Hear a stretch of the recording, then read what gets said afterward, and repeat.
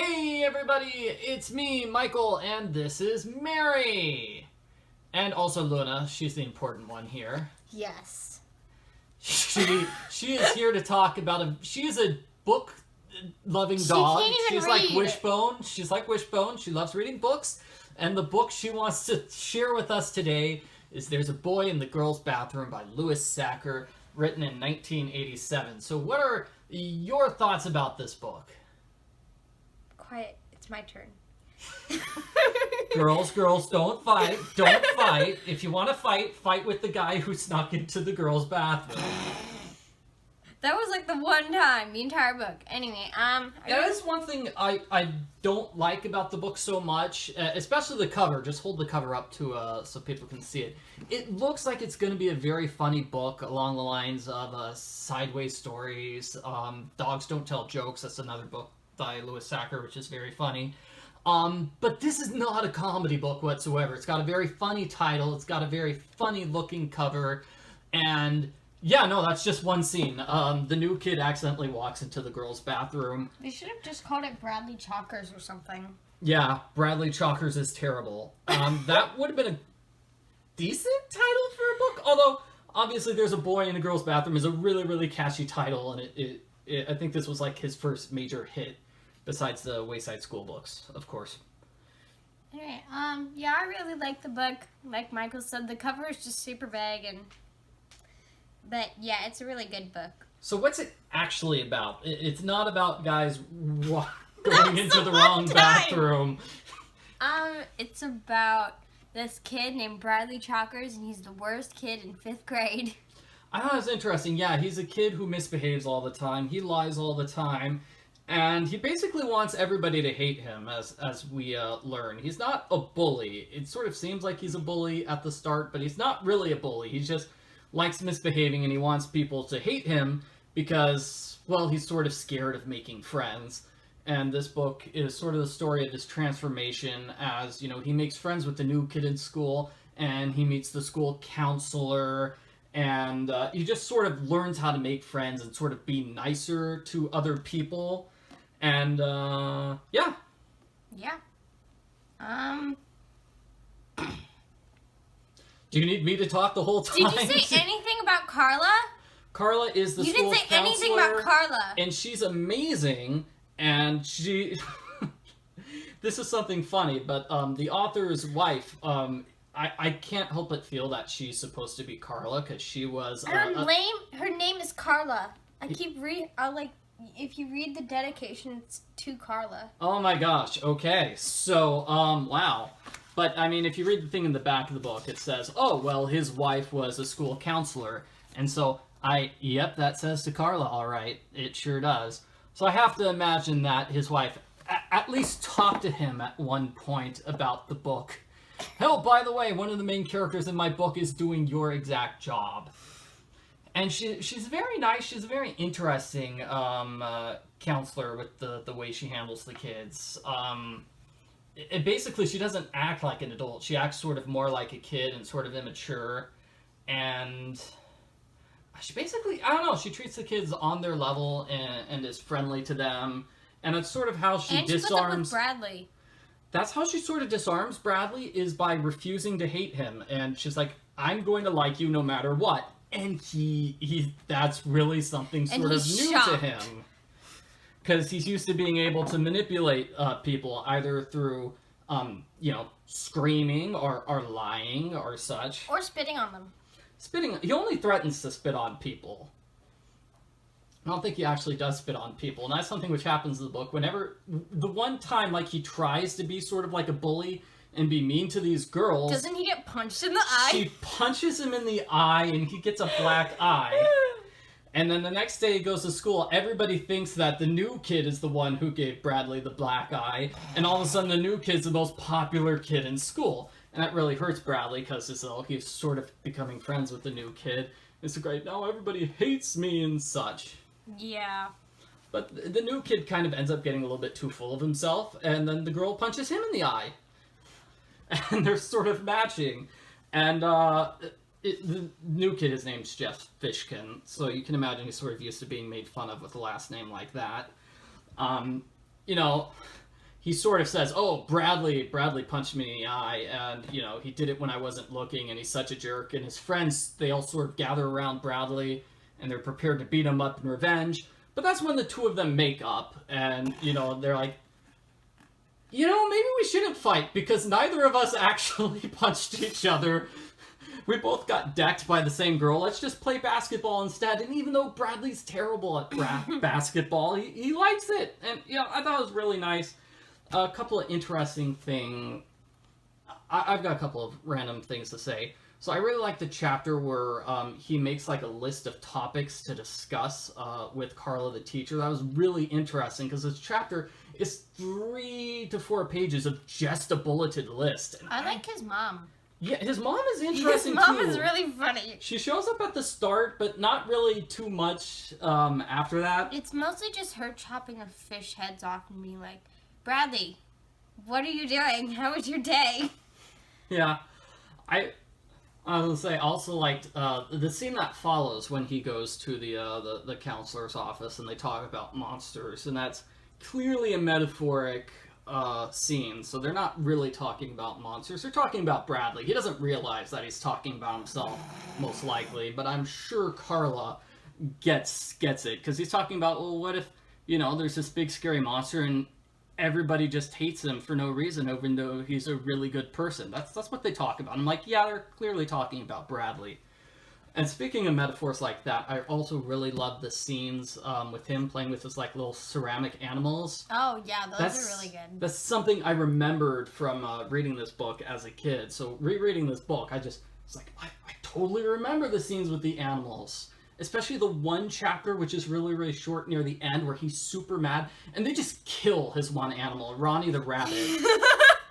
So that's when Carla is forced to basically leave the school, which is, I saw some complaints about that scene on the internet. It was because adults wanted to get fancy computers. It was totally unrealistic, and it doesn't, that's how you could tell this book was written in 1987. They're like, we could get a computer in one of these classrooms. A computer in every classroom if we get rid of the counselor. And what is it nowadays? Every school has at least 20 computers. In my school, we have... Like, all the kids were given computers. Yeah, each kid has their own computer. There's a lot of schools that do that, too. So... yeah, so that's part of the reason why they tried to fire Carla. And then the other part of the reason was... yeah. You say sort of like it'd be like a forced misunderstanding. They don't understand what she was talking about when she mentioned Zen.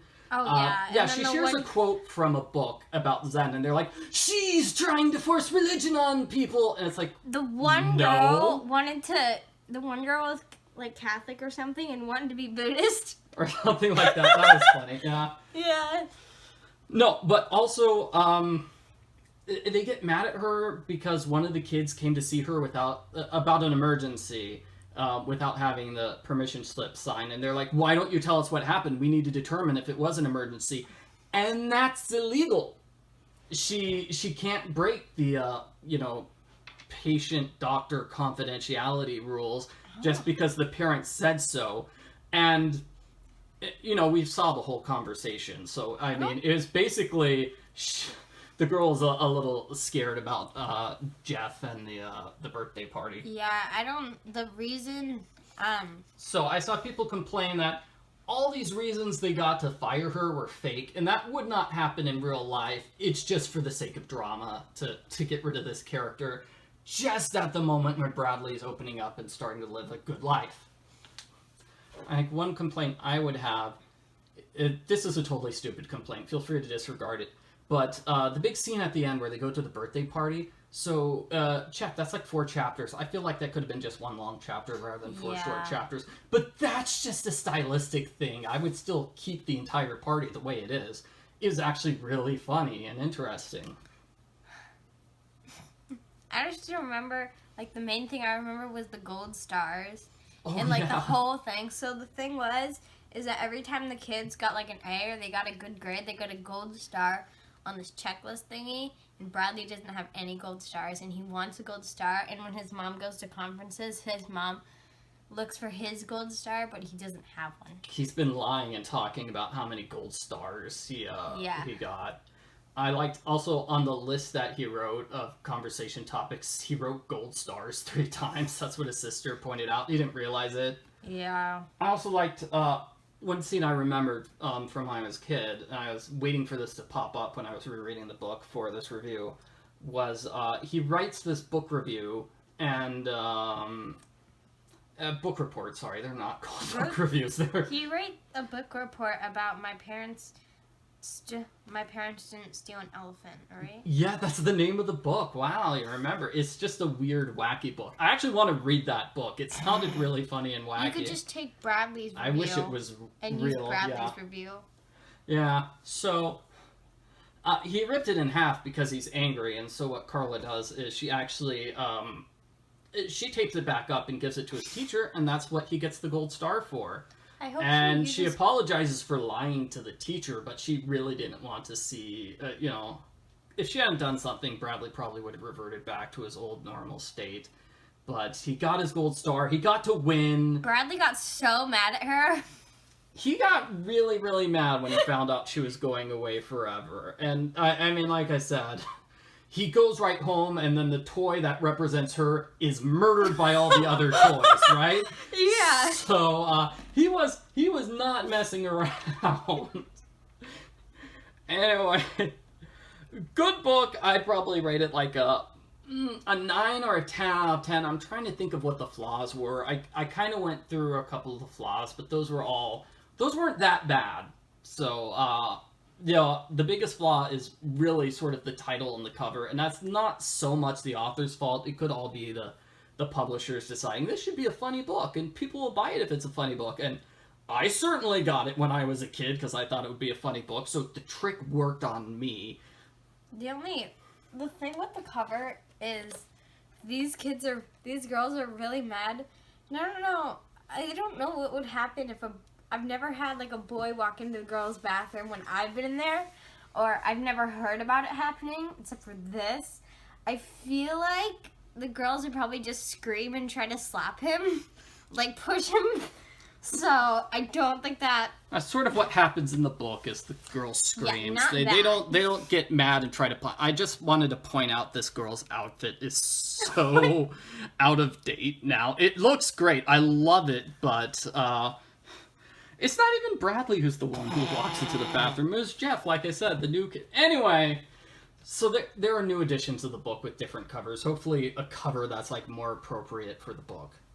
So a cover like him with his toys murdering each other. I don't know, that would be really grand. No, you could just have a close-up of Bradley's face, like I think beet that is red. one, yeah.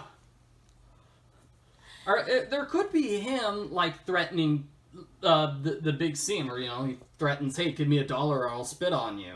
I don't know. I mean, I've seen books that are kind of like that, like the Serious E books, that usually they just have like 1 or 2 things on the cover, so I could totally imagine it could be like Ronnie and the other dude that I don't remember the name of, like the other Bradley and Jeff? No, the other tiny toy. Ronnie and Bartholomew the bear. Yeah, Ronnie and Bartholomew together, just like standing there or whatever. I don't know. I feel like that probably wouldn't be a good cover if it was like like a 4th grade boy. He's in 5th grade playing with little ceramic animals. He's 12. People might think it's a little weird. Yeah. But I don't know. There's Johnny in the basement, right? That's just him, like, in the base. The cover is him playing with his bottle caps in the basement. So, I mean, you could have a cover like that, I suppose. That book is so weird. I really like it. By the same author, that's why I mentioned. I also like this list of all the various awards it's won. And it's basically just awards grouped by state that kids voted on. I like that. So let's see. Georgia, Missouri, Iowa, Georgia. Georgia won twice? Oh, come on. Georgia's cheating. How can they have more than one award? Is there an Oregon? We were lumped together with Pacific Northwest. Boo! There's no Oregon. So, sorry. What was your final score? I said 10 out of 10. What do you want? 9.75 out of 10. Okay, let's go with that. That will be our thing. 9.75 out of 10. Thanks for watching our review. Luna wants to say goodbye. Oh, jeez, you're gonna hurt the poor dog. She was just lying down so nicely on your lap, and then you startled her.